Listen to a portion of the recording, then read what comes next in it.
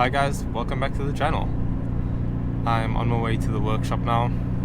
There's been lots of progress this week, lots of wiring, lots of buttoning up of the turbo side. I haven't gotten much updates this week, so I'll be basically seeing everything with you. So let's get to it. So this is where we're at the moment. Andrew has started wrapping up the wiring, which is looking really good, looking very neat. Let's see, what can I tell you? There's a heat shield up here, which is looking a bit crusty, but we'll clean that. But the nice thing is that the steering column boot is wrapped up and got some heat shielding on it, which is going to be great. That's going to protect it from melting. And there's bends on the turbo manifold now, which is quite nice. They did that early this week. And this is I think it's a Deech connector. Andrew is super excited about this. So basically you just run the harness and pin it into that, so it's like a quick release. You just turn it off, which is very cool little touch. We've got the coils in there, some fresh coils with connectors, just looking good. The manifold's off. And what else? I think we're going to pull the box off today, or just try and clean the box in the bay like this. If we can just get the brown and the crustiness off, that would be amazing. The guys are currently in the interior. We're going to pull out the carpets and try and get the carpets clean. The front is also coming on so that we can mock up where the intercooler is going to be and how we're going to run the boost pipes. So I just wanted to mention that we're using a Polo Vivo clutch pedal.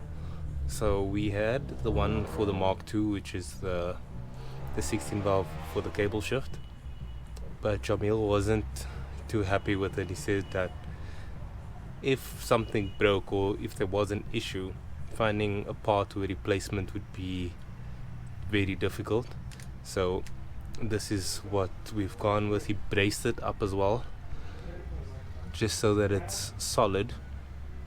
And I think one of the issues was that it was a bit close to the brake, but hopefully we can find a metal one and bend it a bit or something.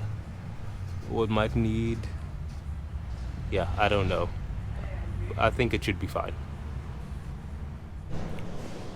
So we've just cleaned the interior, so it's looking better, I'd say. I don't want to remove all the sound deadening and things, because I want the car to be as quiet as possible on the road, like in the interior. I don't want it to be like full race car rattles and just feeling everything. So that's why I've chosen to keep as much of the deadening as possible.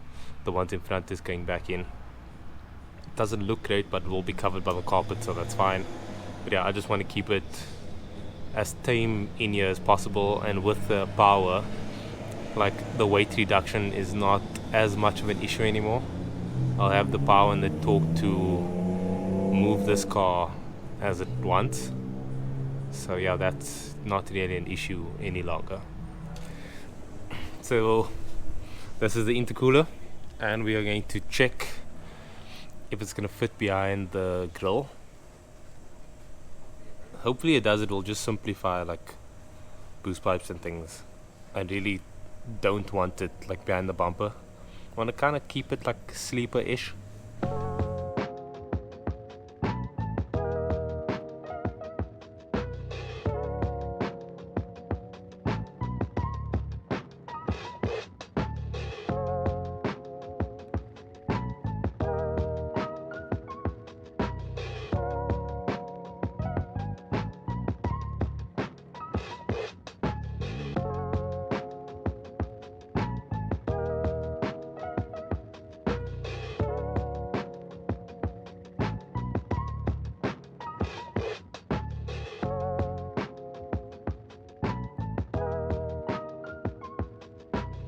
As I haven't done much updating, it's just been a lot of guys standing around watching Jamil work, so it's a bit awkward. Right now the cooler's in. It's been welded in place with some brackets, and that's kind of what happened today. Oh yeah, and I showed you what it looks like in the interior, but we just packed everything back in there, so it looks a mess again. But yeah, there's things happening.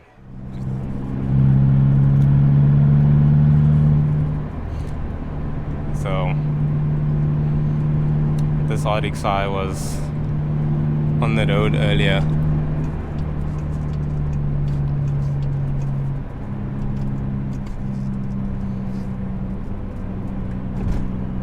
Just like quite heavy, so he's probably hungry to race now.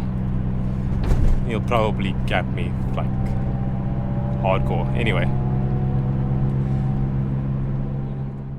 3 days later. guys, I'm on my way back to the workshop. I didn't get quite enough footage the other day, so I thought I would come back today. It's Tuesday. I just want to see what the deal is, even if there's not much happening. I just want to make this video worth watching. So I'll catch in with you guys at the workshop. So I just got here, like just about hit the rain, but it's all good. We have wipers for that very reason. So there is some progress. We have some flex hose. I asked for black specifically because I'm not about that blue hose life. And the connector is in and wired up. The blue hose. There is blue hose in the mix. So the interior is a mess again. But that's the downpipe over there. And I guess some bits and pieces of the boost pipes. So that's the ECU connectors. It just needs to be wrapped up, basically. Just get that black tape or shrouding around there, and then the ECU can be mounted and tucked away. And then obviously this is the battery line. Can't show you where it's going at the moment, but somewhere at the back there. I've got a new gear knob that's coming, a BFI billet weighted knob. Super excited about that. It's going to look so good in here. I haven't decided if I'm gonna go with a leather boot or get the accordion, so I'll see how that goes. So you go, boy. So did it come off for cleaning purposes? Yeah, it's always going to clean because you can see over here we added the bracket from the AGU intake. Yeah. So all the metal filings are still inside. Oh, Okay. okay. Also for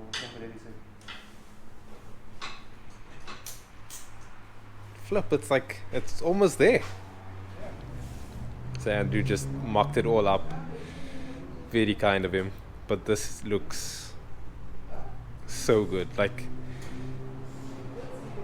it looks complete. So we just put the radiator in, the radiator hose. I don't know what that's from, but it fits really well. Hey, the bottom hose is in as well. And that boost pipe, that looks really good. So what's next?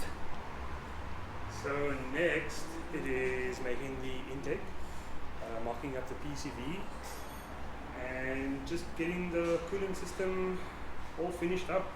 We need a couple more pipes just to finish it off, like at the back over here, and coolant return, and then getting the fuel in and out into the rail. What are we going to use, like rubber hose for that? Or? Yeah, we'll use rubber hose for that, and then just getting the brake booster to the support on the intake manifold. Oh, and also N75 needs to go somewhere over here. You're gonna try and mount it against the head somewhere, or just hold it against the head. We're gonna make a plate to basically hold it to the head, because as you can see, the EGR stuff over here, where the combi valve used to be, Jamil tapped and put a bolt in there, Okay. and now there's extra mounting holes. Oh, that's so we can cool. mount something onto there. Brilliant. Yeah, and that's we're ready to fire up almost, just inside wiring. Yeah, the wiring inside. I am so amped. And this fits really good over there. It's like perfect fitment. It's tight, but it was all in the plan.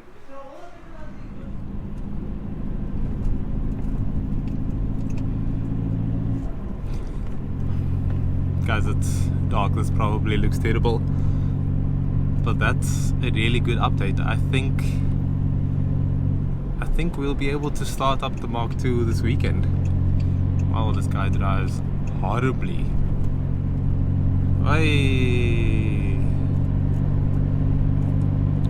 Yeah, I don't know what's going on with him.